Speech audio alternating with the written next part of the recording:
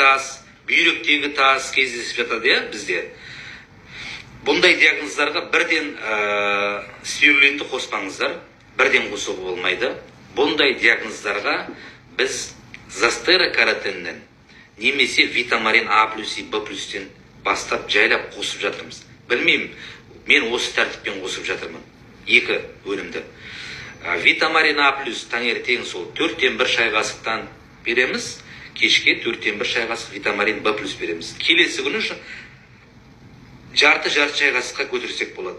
И уже 4-5 күннен кейін 1 шай қасыққа көтерсек болады. Осы тәртіппен бір айдай беріп келіп жатырмыз, бір айдың көлемінде. И ары қарай уже зостерокаратин қосуға болады. Тағы да бір ай чередовать етіп. И ары қарай уже бір жарым, 2 ай өткеннен кейін уже жай спирулин қосып жатырмыз. Бір таблеткіден күніне 2 мезгіл, 3 мезгіл шамада қосып, ары қарай кетіп жатырмыз. Өйткені өтпенен бүйректегі тастың еритін түрі бар екен, менің түсінгенім, и ерімейтін коралловидный тастар болады. Вообще ерімейтін, тек операциялық жолмен алынатын. Бірақ біздің тәжірибеде көп кездесіп жатыр. Әрине бастапқы кезде бізде түсініспеушілік болды, қалайша деп. Бірақ өнімдер тасты ыдыратып, үгітіп, постепенно түсіретін, азайтып қалыпқа кетіретін қабілеттілігі бар екен көзім жетті. Именно витамарин, именно зостерокаратин, и одан кейін дальше жай спирулин қосуы. Бауыр өт жолындағы тастарды тазалау процесіне күшті көмек көрсететіні. Ондай кісілерге сразу айтамын мен, операция жасатуға асықпаңыз. Операция жасатқан күннің өзінде операцияңыз жеңіл әрі сапалы өтеді. Сол мақсатта ішіңіз ішіп болғаннан кейін қалыпқа келтіресіз деп айтамын.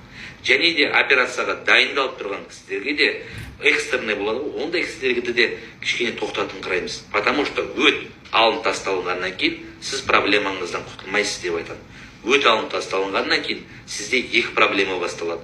Оның бірі өт постоянно там тұрғаннан кейін асқазан 12 жерде жара пайда болуы мүмкін.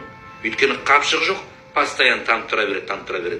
Екіншіден, сізде ішек жолдарындағы зат, не дейді ғой мынау, зашлакованность 2 есеге көбеюі мүмкін. Потому что май қорытылмағаннан кейін бүкіл майдың барлығы мынау неде, ішектің айналасында тұрып қалуы мүмкін. Және де үшінші проблема коленный сустав кетеді. Білмеймін, көп өтін алдырған кісілерде коленный сустав кетіп жатады. Менің ойымша сол бір фермент. Алла тағала барлығын жаратып қойды ғой, енді бекерден бекер емес. Бір фермент өттің құйылғаннан кейін бір фермент ыдырамай, сол ферменттің нәтижесінен коленный мынау суставтарға берілетін питание барылмай қалама деп ойлаймын. Соның нәтижесінен коленный суставта кетіп жатады. Сол үшін де мейлінше өтті сақтап қалуға тырысамыз. Хорошо?